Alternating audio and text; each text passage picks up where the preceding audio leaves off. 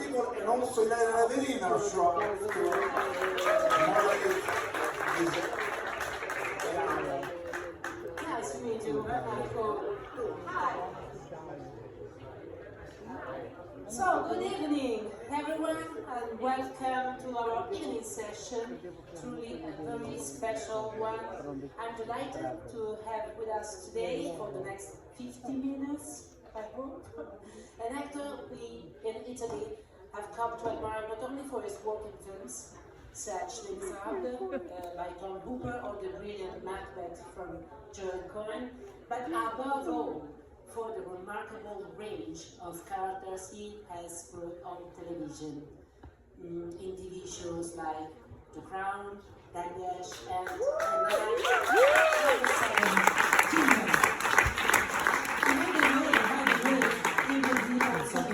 Harry Potter TV show. Just to say. So please join me in welcome Bertie Carvel. Thank you for having me. Who's going to sit here? I want to check. Please. I will stay. Yeah. Okay. So Bertie, many viewers here know you primarily through television, but your career began on stage. Could you tell us where, how all it started? I mean, let's imagine your very first time on stage. Where are we? How old are you? Were you nervous? What are you playing?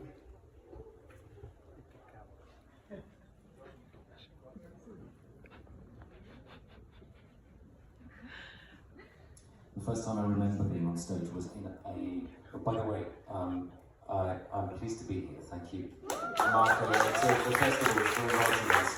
And I spent the day talking to some people in the press, and Bruna, who is here somewhere, has been translating.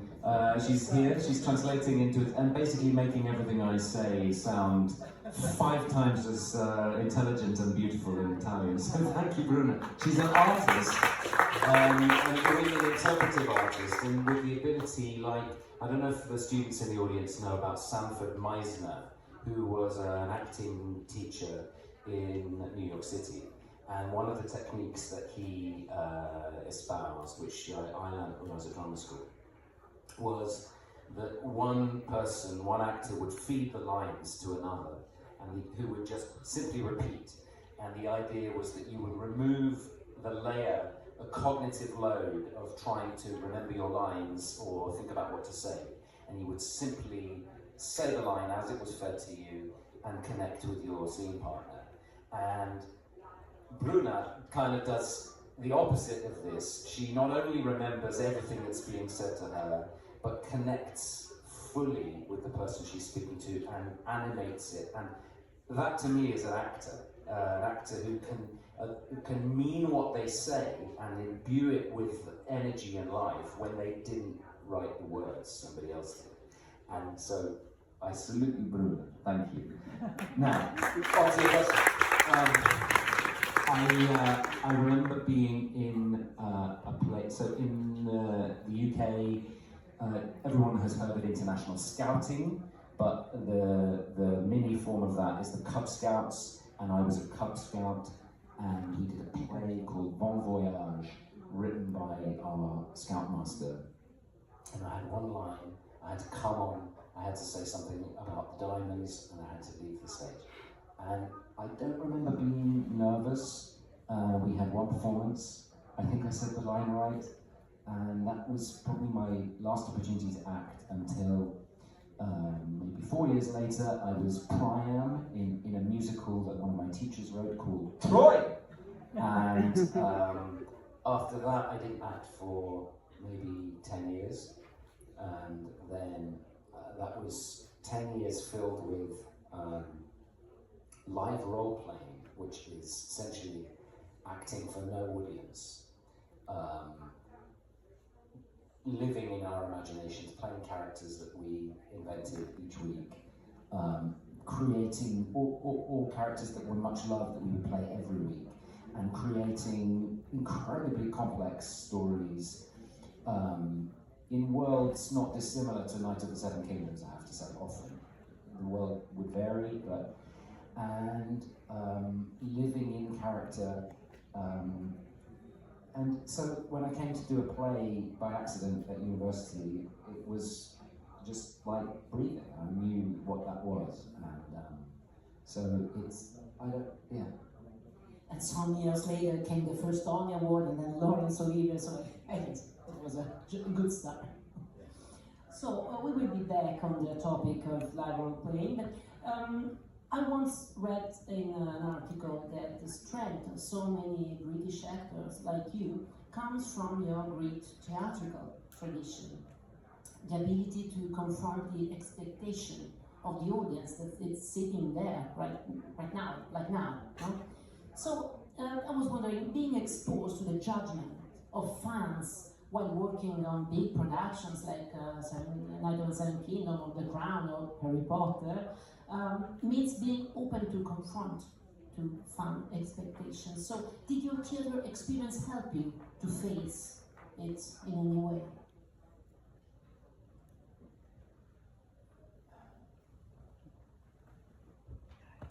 It's an interesting question because I'm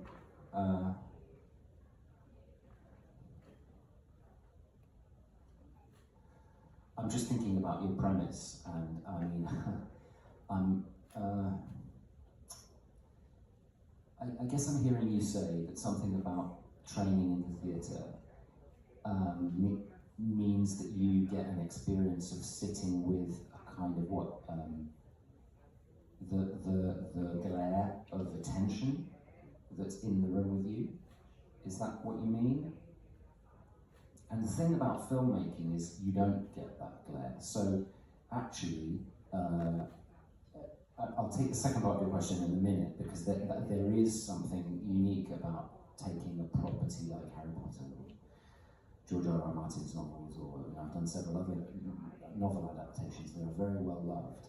And there is a certain responsibility you have to the audience, of course, and that is a certain kind of pressure. But I think I would say that actually in filmmaking, the biggest problem for me is the absence of that glare, because as a theatre actor in my day, I guess what I like about acting is being looked at and being seen, and not because I'm an exhibitionist. My wife will tell you whether that's true or not, but because I want to be seen and noticed and seen on a deep level, and somehow up on a stage. I mean, this is, except that everybody's very welcoming, this context is mortifying to me, to appear as myself, whereas I was saying this to Bob earlier on, and we both agreed that there's something about the shield that a mask gives you. I think Oscar Wilde said, if you give a man a mask, he'll tell you the truth, and that's definitely true for me. When I appear through a character, I feel I can offer myself so fully. So, and I want to do that in the room with people, and when you're doing that on camera, you can have that with the camera when you learn how to do that, but there's all these other people around, and it doesn't matter whether they're interested in you or not, and they very often are not, and their job is to pay attention to the bottle of water, or are we on time, or what's the lighting doing, but you lack that glare, that focus of attention, that in a theatre, any actor worth their salt knows in their guts whether it's going well, moment to moment. You can feel it, because we're human beings and we feel it. It's kinesthetic, right? And you don't have that on a film set. So you have to develop some other way of relating. The only eye that matters is the camera, or the cameras. But you don't get that sort of sixth sense. And so I think that can be confusing for theatre actors coming to filmmaking. And you have to relearn that. And then the second part of the question is basically, I think, is it difficult to take the responsibility of a much loved property? Yeah, but I think it's not like, it's a privilege doing this work. So the thing is that you have the reactions that you have in social media. It's not the same I'm not on social media, anyway. Good. So let's talk about your career starting from a chronological point of view. So let's start from the acclaimed Netflix TV show The Crown. Not everyone knows that you hold a rather unique record. You're the only actor to have played two different characters in The Crown, not only Tony Blair, but also the journalist Robin Day. How did that happen? I have a friend who said, hang on a minute, that's not true, I played two characters in The Crown. Wonderful actor called Rich Golding, who's even more transformative than me, because no one in the press noticed that, but so sorry Rich. Well, simply, in series 2, I was offered this part. It was one scene, maybe 2 scenes, and I said yes, I needed money, but also Robin Day, as it happens, they couldn't have known this, was a very great friend of my grandfather, who was also a journalist, and he and Robin Day would,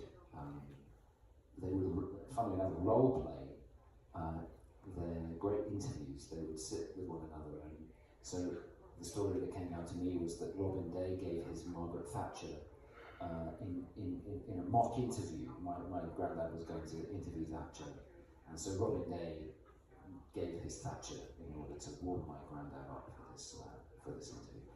Anyway, when my grandfather passed away in 1991, I was 13, I think it was 1990 actually. I was 13, and I went to the church to hear the eulogies. Robin Day gave the eulogy, and he made this speech which passed over my head at the time. Many years later, I was coming to research the role for The Crown, and I found this speech in a book of his. He was a great after-dinner speaker, and somebody had published all his speeches, and they published this eulogy. I was like, oh, that's my granddad.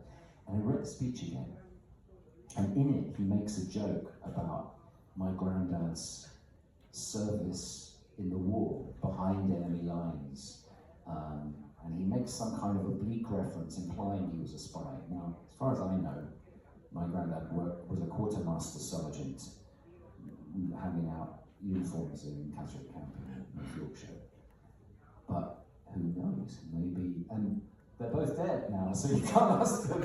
And so it led to stuff. And then, I guess I. So just a curiosity, your grandfather was a political journalist. Your father was a political journalist too. Yeah, and my great grandfather also. So there was a moment in time in 1947 when 3 generations of Carvels were all in the lobby of the House of Commons, where the MPs gather in Parliament before taking a vote. And it's the only place in Parliament where 2 things are allowed to happen. One is that the press are allowed to kind of go right up to the members and buttonhole them. And the other thing is that on budget day, sorry, we've got time for this story. On budget day, the Chancellor of the Exchequer, who's going to give the budget, is allowed to take an alcoholic drink to the podium to fortify them while they give this long speech lasting several hours about the economic future of the country. And in 1947, my dad was a baby. Quite how he came to be in the lobby, I don't know. My granddad was a young reporter, and my great-granddad was an older reporter. And he was great friends with the Chancellor by chance. And another journalist came and said, hey, John, go and get some colour for my column. Go and ask him what his drink's going to be, this alcoholic drink that he's going to take. So he went up to the Chancellor of the day, Hugh Dalton, and he said, so, Hugh was a Scottish gentleman, my great-grandfather. He said, so Hugh, what's it to be? And Dalton leaked in the budget. He told him, he said, well, it's going to be 2 pence on beer and a penny on whiskey and maybe a couple of pence on cigarettes. Thinking in this day, it's 1947, he thought, well, they've phoned the copy through and it takes time. The hot metal presses have to print the paper, and maybe tomorrow morning my friend will have a scoop. Anyway, they ran to the phones, they phoned it through, they both worked for evening papers. And through the ingenuity of the men and women who printed the paper, they got the paper onto the streets. And in theory, you could have gone and bought a paper Church Street Station before he finished giving a speech, and now this would never happen today, he resigned. It was a scandal when he resigned, and apparently, this is sad, both men died of a broken heart, so I'm still... Okay, back to acting. Back to acting.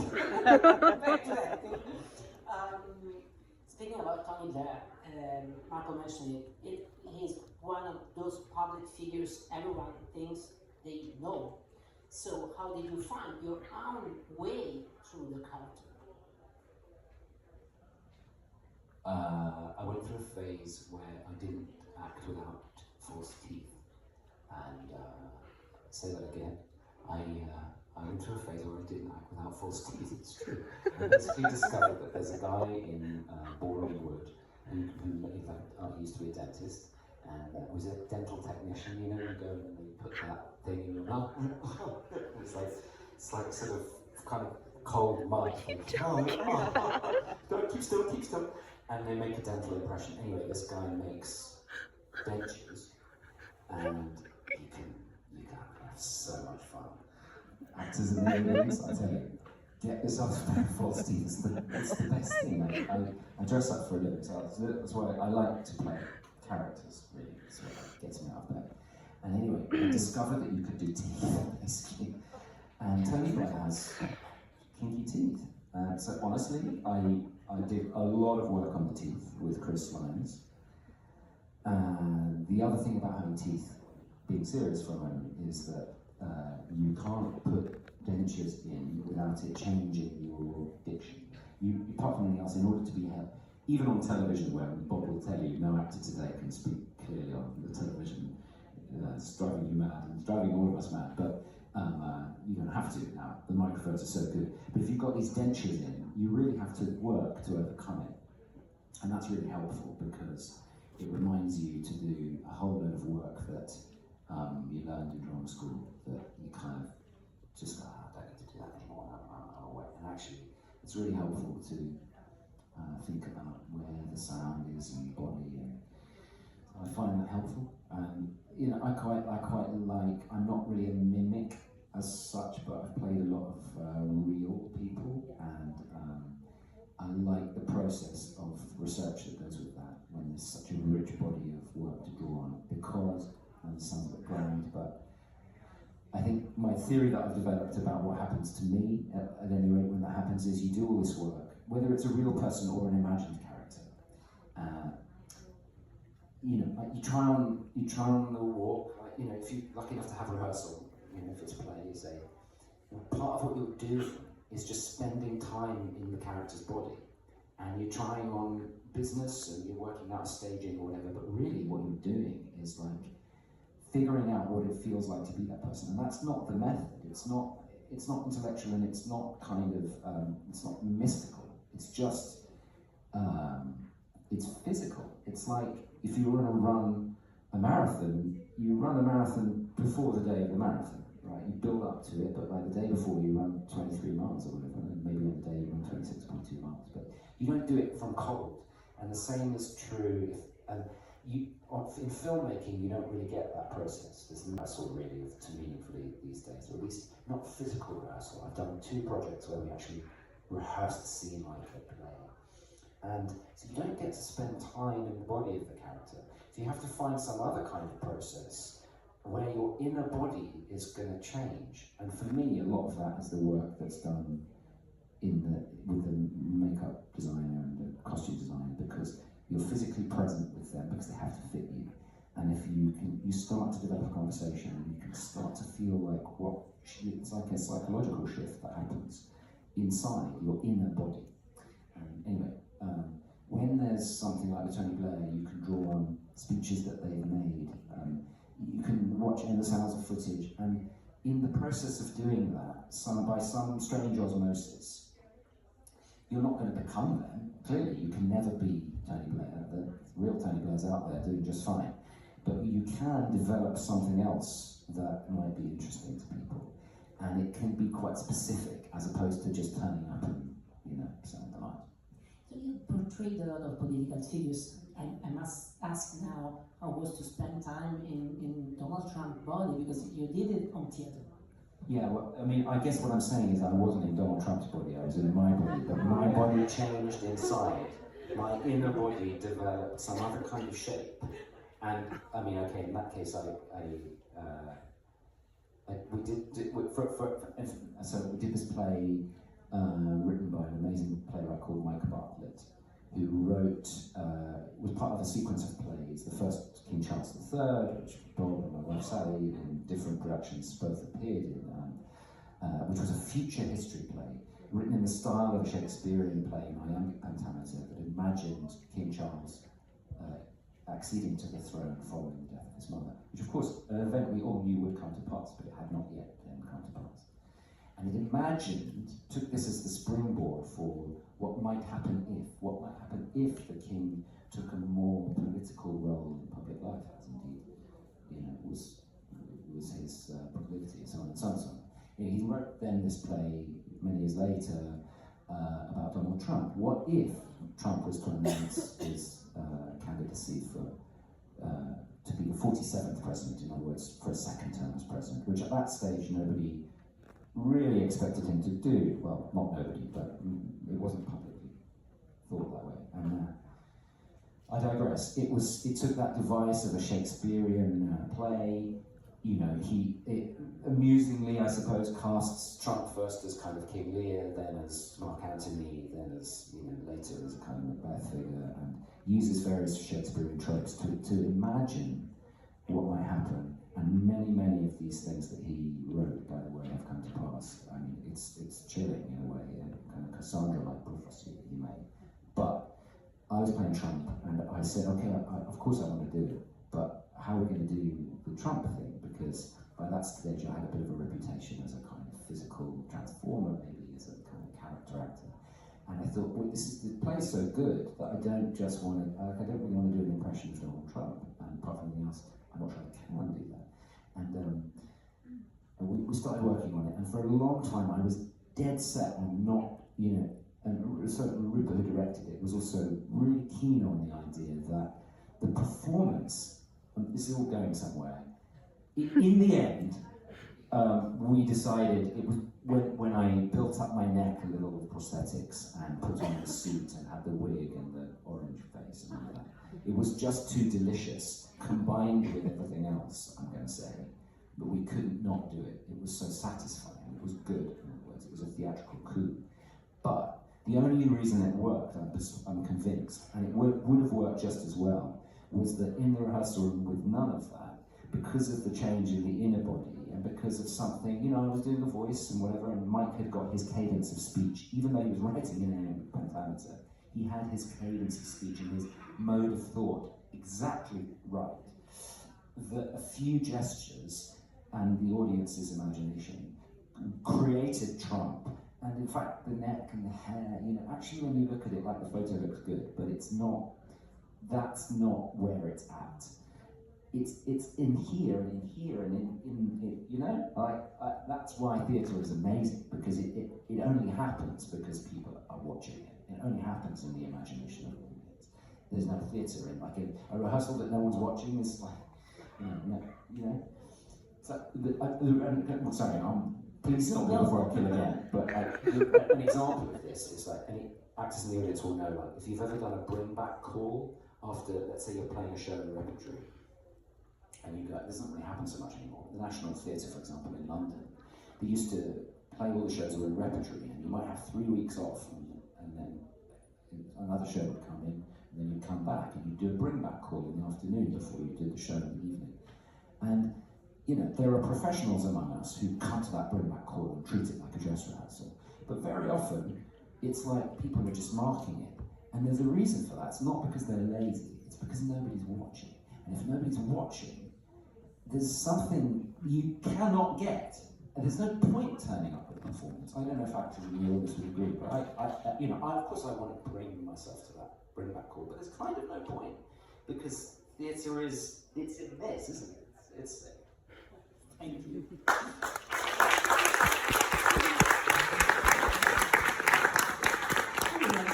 We quickly to ask you if there's any other political figure you'd be especially interested in playing after Tony Blair, Donald Trump, and you did also, of course, Baelor Targaryen. It's a political in a way. So, is there any other one?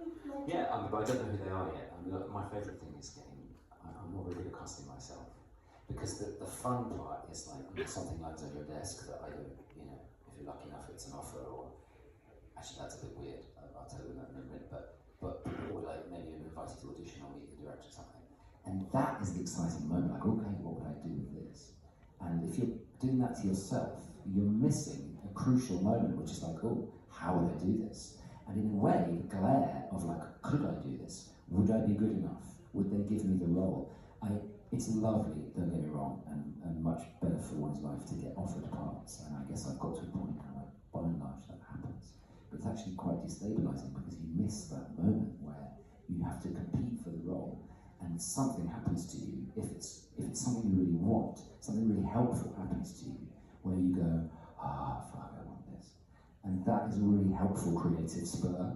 And when somebody offers you the part, you skip that step, and it can be a pity. And then also, like, you're like, okay, well, I guess I'm just going to turn up and do it. And then they're going to be like, oh, what's he doing? But the other thing I'll say is that acting is political, regardless of whether it's fiction, true, whatever. And I mean, I went to a university that was very, I guess the way I was taught to think as a young person was very political. And so you know, every part you play is political. And if it's not, then I don't know how. And I would, yeah. Okay. Let's change the topic and let's watch a clip from Dalgliesh That we in Italy watch it on Giallo channel and hoping to have it back maybe as soon as possible for the screening. Can we have the clip starting? Adam is very different from many contemporary TV detectives. He speaks little, observes carefully, thinks deeply, is a poet. How did you go about building this kind of character? It's really weird seeing it from this angle. I have to say, they asked me to choose a clip from Dalgliesh, and I chose that because I directed these episodes, and I'm really proud of it. And watched that I've seen so many times, and I like it because, like you say, one of the things that I really liked when this came along was, you know, it's another TV detective. Do we need another one of those? Apparently we do. But it was an opportunity to do something. I mean, he's a great character. He's poetic, deeply sensitive. But also, here's an opportunity to do something completely the opposite, really, of what I guess I would call character acting. To strip everything away, and I asked them to take out as many lines of dialogue as possible, so he should say as little as possible. And it should be what I guess I would call cinema acting, whereby you can do, if you have the privilege of the gaze of the camera, which you do when you're the detective Adam Dalgliesh in the series called Dalgliesh, you have an amazing power. The less you say, the better. And you're watching somebody solve a crime, yes, but also you're watching in long form. So the structure of the show is that each 2 episodes is a novel adaptation, is a distinct crime. But you string that together into a series. There's no link between the crimes per se, you know. But because you're through the Kuleshov effect, because you're watching this man each week solving a crime, a story is told, and so the less he says, the more he feels, the more an audience can kind of attach to some other story. It's like a kind of long gesture, a long movement over the top of it, and I really relish the opportunity to do that. So in a way, the answer is I would just listen with attention. And it was an opportunity to go back to like what I learned about good acting, which, you know, I've heard it and I've done it occasionally, but quite often you forget. It's all about, I had a teacher at drama school who used to say, take the attention off yourself. And the quickest shortcut I know to what I call good acting is to put the attention on your scene partner. Very hard to do because you're being looked at by everybody and you want to be good. But the more you can pay attention to your interlocutor, the more people can't take their eyes off you actually, because it's alive and it's active and it's, particularly in the theatre where it's all about this act of something that's engaged. And so it's an opportunity to do that really, and do as little as possible really. I must listen with attention, I must feel, but like David Mamet said, invent nothing, deny nothing. You can't feel something if you're not feeling it, so you can't act the feeling. Just have access to some kind of deep feeling, and it becomes something really quite beautiful as a result. And the other reason I chose that clip is because I like the music. So I just want to tell you a quick story, which is like basically I had no money to pay for new cues, so I was limited to the library of cues that had already been composed. And this kind of like bank of generic music cues that All3 Media, the producers, own the rights to, I was trawling through, and this is incredible music, like piece of music that basically put that on something. There's something about working with music that appeals to me, because it's the same gesture of like,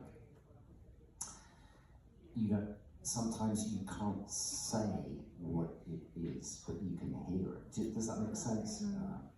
Yeah, makes sense. And critics have really embraced your performance in this TV show. I think that to play Adam, it also needs some time. I mean, to the audience, it takes time to understand him, not to follow him, to follow the story, to enter into the world. Do you think that characters like him, slow burn characters, are becoming increasingly rare on this pushing, hyper-performing TV show industry now? It's a privilege, I mean. Yeah, I mean, I guess that you asked that question. Yeah, I know what you're talking about. Yeah, I think it's must be connected to our the crunching down of our attention spans because of these things,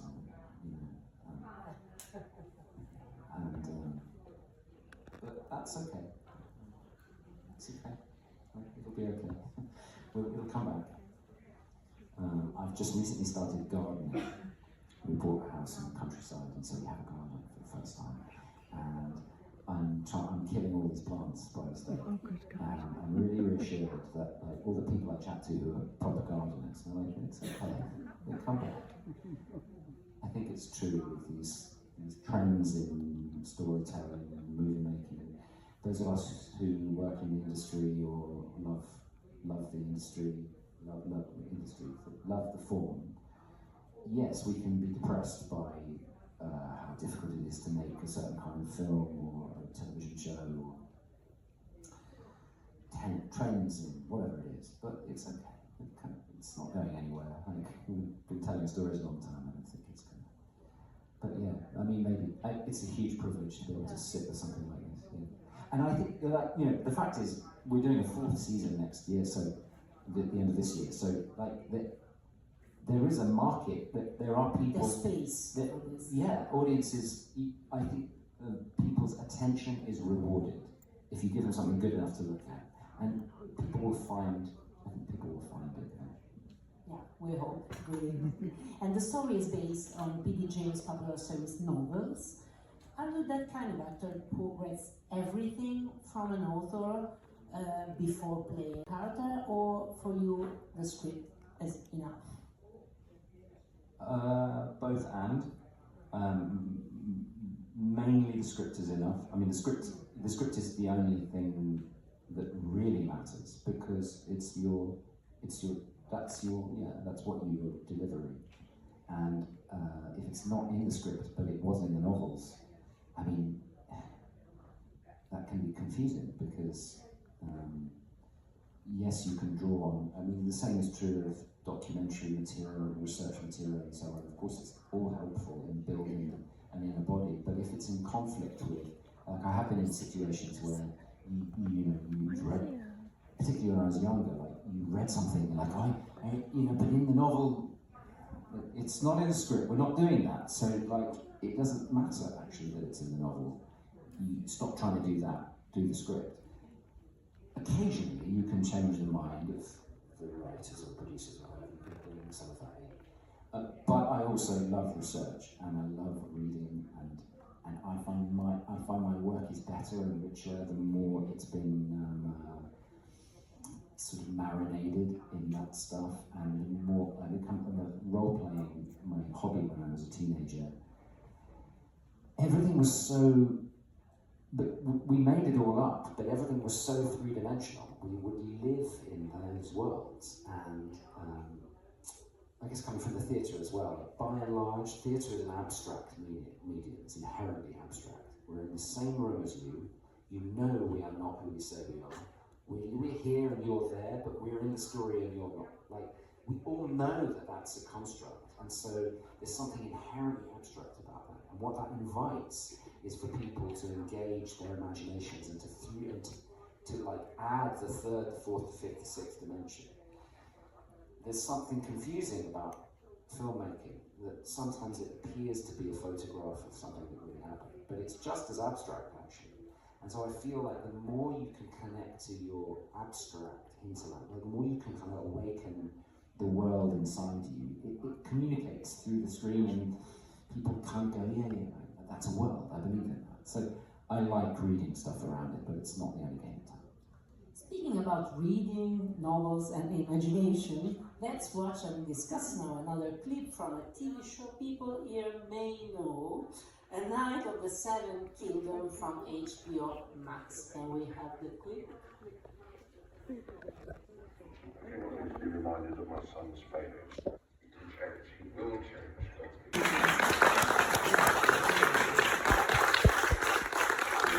What did you choose there?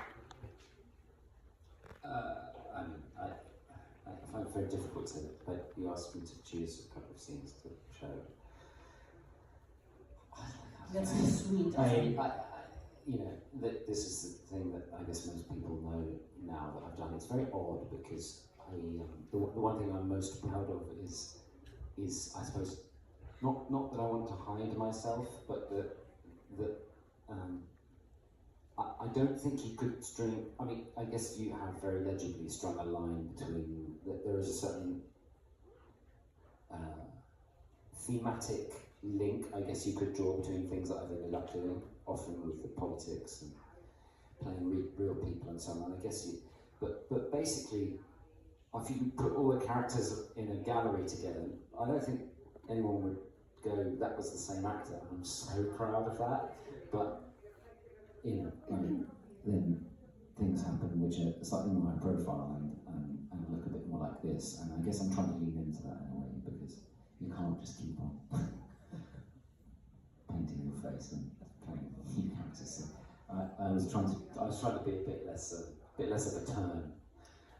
Does that? I don't know if you can translate that, Bruno. A turn is like kind of slightly it's like pejorative, diminutive. It's basically dismissive word for an actor, an over actor.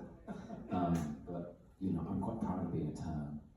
I like so much this sequence because you can feel the relationship, the alchemy between you and Peter Cushing. And he was essentially a newcomer when he took the role of Duncan, while you already had a solid acting career behind you. Did that difference in experience help shape the relationship between your two characters, Targaryen and folk people? I don't necessarily want to say that Peter lacked experience, because he was certainly incredibly self-assured, but he's incredibly well cast in the role, which is to say that he's very easy to act with, very natural, and yes, insofar as I'm sitting back into a kind of complexity and status that is a comfort zone for me, and he was leaning into a kind of charming, bumbling place that I think probably is a comfort zone for him. And so it was, I don't know, I mean,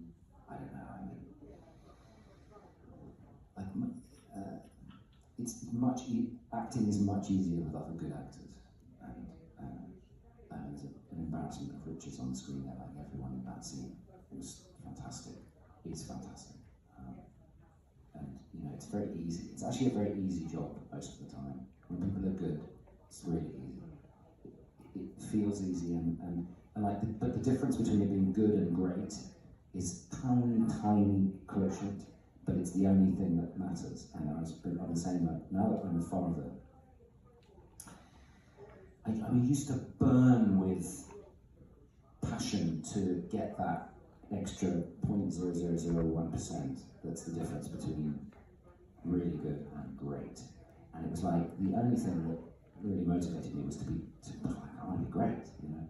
And I can't do that now. When I couldn't do that and be a dad and a husband, you just can't. There's not enough of me left. Now, can you still be great? Maybe you can, because actually when it goes well, when the lights go good, like I've realised maybe you don't have to work so hard. Sometimes it's easy. It should be easy. Doesn't mean you're not doing it well. Doesn't mean you're not working hard. But it doesn't have to be hard. Baelor Targaryen is in a way another political figure, only this time in more. Could you tell us something about the physical challenges in maybe doing this character? And you were an armor, you had swords. Yes, I wore a very heavy suit of armour for most of the shoot, and it was a bit like being a real knight in a real medieval battle who would be winched onto their horse. I could barely mount the horse without assistance. You know, it's really, really heavy. Even though mostly the plate mail is made out of carbon fibre, you know, so it's lighter than steel, but the chain mail's all real chain mail, and helmets are kind of buckled into the thing within an inch of your life. And luckily I've been around the block enough times to know in the costume fitting to ask, how am I going to go to the toilet when I'm wearing this? And they hadn't considered this, and they were very grateful, I think, as was the entire cast, because I was like, guys, you've got to think about this, there needs to be a film. Both sides, you know.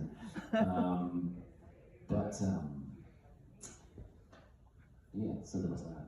I mean, I think but that's nothing. Like, the challenges really in filmmaking, I find, are about focus and energy and knowing how, and like there's no one way around this, but knowing, like, basically it's like I think the analogy, I think this is true, working in the theatre is like much more like long distance running, because you know, it's good or bad based on what you make in rehearsal. That's the bit that we all focus on, we spend our time and passion and energy in, and that's where your artistry comes into play. And it's often the most fun, is working out what you're going to present. But the really hard work, I think, is when you've opened the play, you've had the reviews, and then you've still got, you know, the audience the next night hasn't seen it yet, nor has the next night, each performance needs to be as good as or better than the last. And so you have a long distance runner's mentality, because you've got to keep on working to the final performance, and the energy that takes is a specific kind of energy. Whereas in filmmaking, you sit around for a lot of the day waiting for other people to do their work, and then for, you know, usually no more than a few minutes at a time, everything counts. And it counts multiple times. That, you know, I think the preconception is that because there are multiple takes, you get more than one go at it. But it doesn't work that way, because you don't know which take they're going to select. You don't know which angle they're going to select. So every take matters. And if you're a good actor and not a wanker, then other people's takes matter too, because they're acting with you. So you have to turn up for that little slice of time each time, but you don't know when it's going to happen, because they're lighting for, it depends on the budget, but you know, they're lighting for hours. You're sitting in the trailer and you're on like on the tent in this case. You don't know when they're going to give you, maybe if you're lucky, they'll give you a courtesy warning, 5 minutes or whatever, but 5 minutes is usually 20 and you've gone back to sleep. and then you come, and then like suddenly go, you know. And the director doesn't want to hear, sorry, can I just take a second? They want you to go now. So it's a sprinter's mentality. You have to be ready when the gun goes. You have to go. You have to go hard, and then you have to rest. You have to go back to sleep and rest and conserve your energy. So that's the challenge, I think. You know, like wearing armor is just fun. Thank you. I say that I'd be back on the live role-playing topic.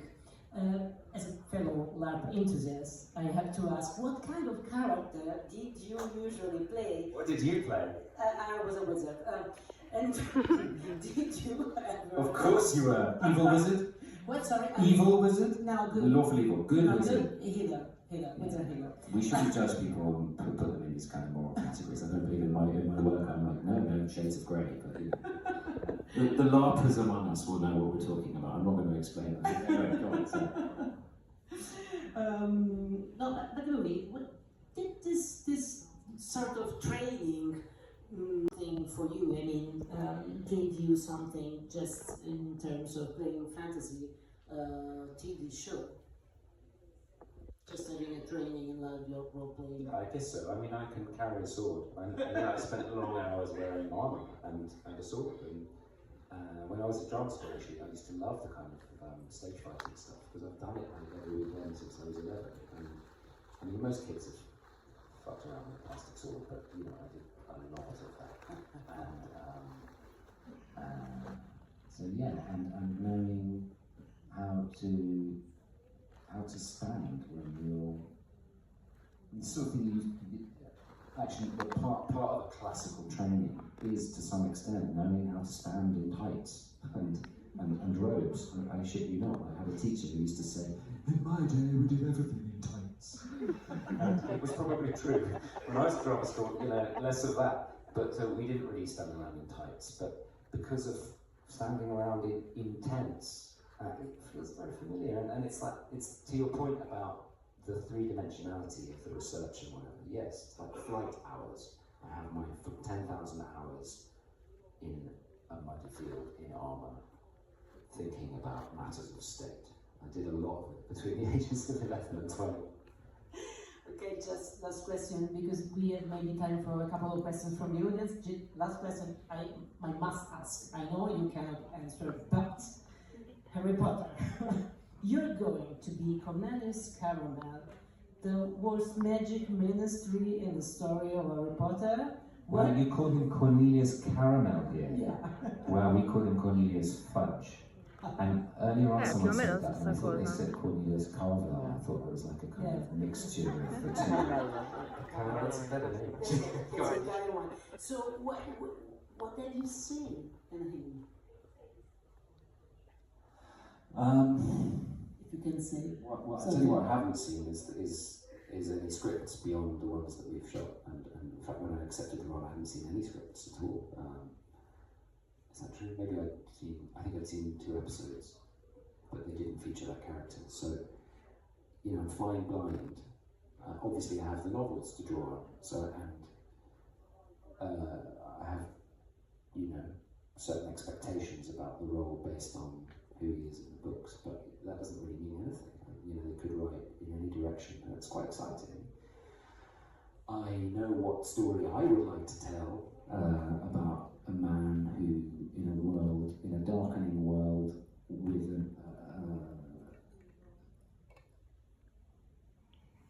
an incomprehensible evil looming. A man in a position of power who has to kind of confront his own deep well of terror and fear, and for reasons that, you know, I'll invent and maybe get to put on the screen. It's like he's somebody who has been traumatized. I'm not sure it's allowed to say, but look, it's fact, isn't it? Okay, look, this is me doing detective work on this. I don't know what the script is yet, so if you read Harry Potter, you think about the story, the kind of pre-history. The Harry Potter fans in the audience will put me right here, but like, as far as I read it, there's been this great war in the past, the First Brazilian War. And we can think of it a bit like the world wars in our version of the world, right? This awful, awful war, which was really awful. And then cut to 1991, when the story starts, and things kind of return to normal, and that darkness has apparently gone away. My character's basically the Prime Minister of the Brazilian world. And what happens in the course of the stories is that dark force, it turns out, hasn't gone away at all. And it's a question of, do you dare confront that? Do you dare believe that? And are you gonna do something about it? It was to John's point that he made. What are you gonna do with that information? Do you dare actually respond to that threat and do something? Are you gonna stand up and do something? And my character is somebody who basically doesn't. He doesn't dare. That to me is political. It's urgent, it's relevant. Will that be the strand of the story that's interesting to HBO? I don't know. Please, if you're in the audience. Guys, that's the story you should tell. Thank you, wow. So we have time just for a couple of questions. This is your moment there.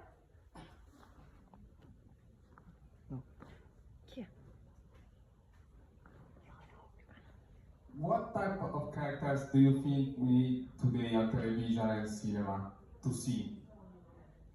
Thank you. Well, one of the reasons that I was so moved when I read the scripts from 97 Kingdoms, apart from this, the whole scripts arrived, which is very, very rare. Like 6 whole scripts, a story from beginning to end. That moved me.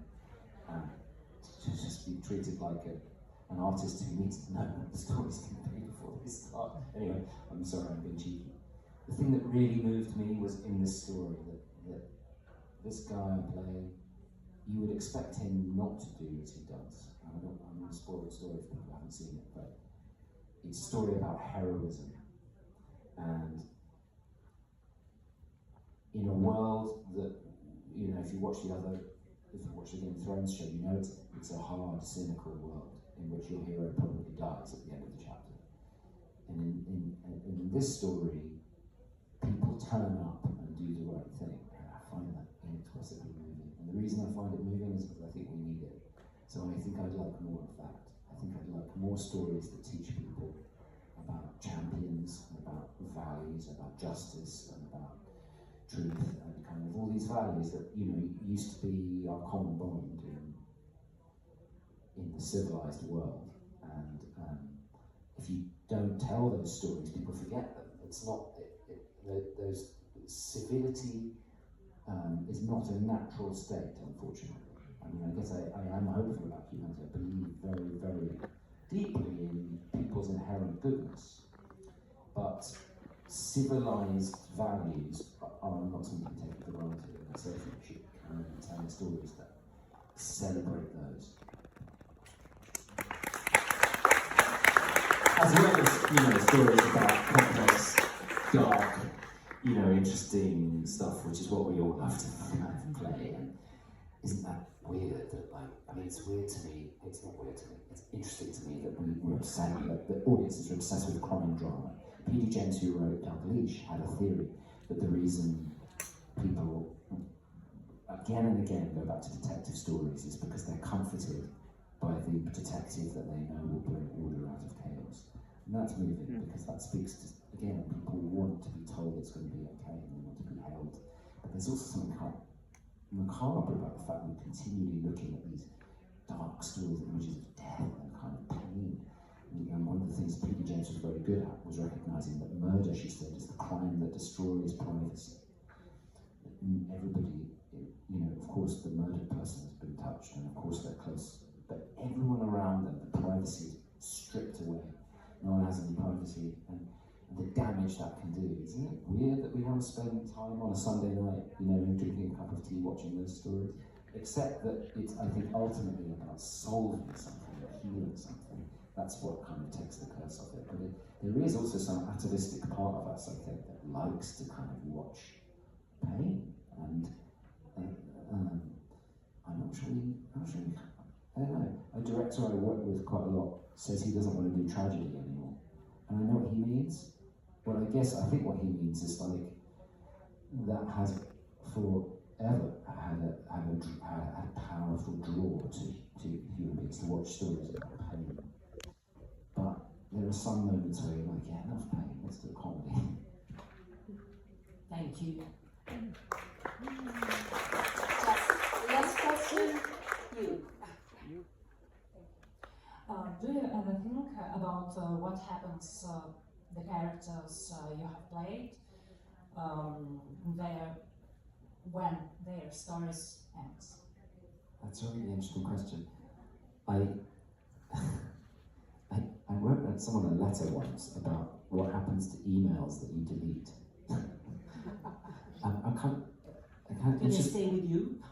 Well, if you draft an email and then you never send it, I mean, obviously it's probably in the cloud somewhere, or a letter that you never send. It's really interesting. Like there are these liminal spaces, aren't there? And I mean, I guess they live. Okay, so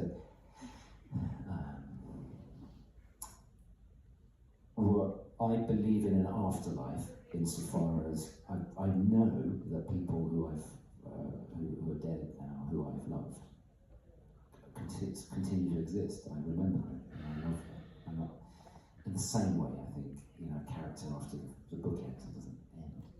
People carry on making something of it. And so it's all, and I guess if you're a Buddhist, you would say it's all one thing anyway. So do you know what I mean?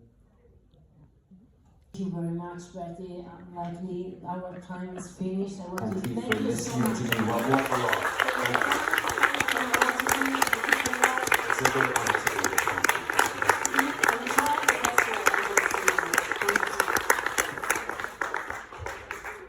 And the screenings of the festival will continue.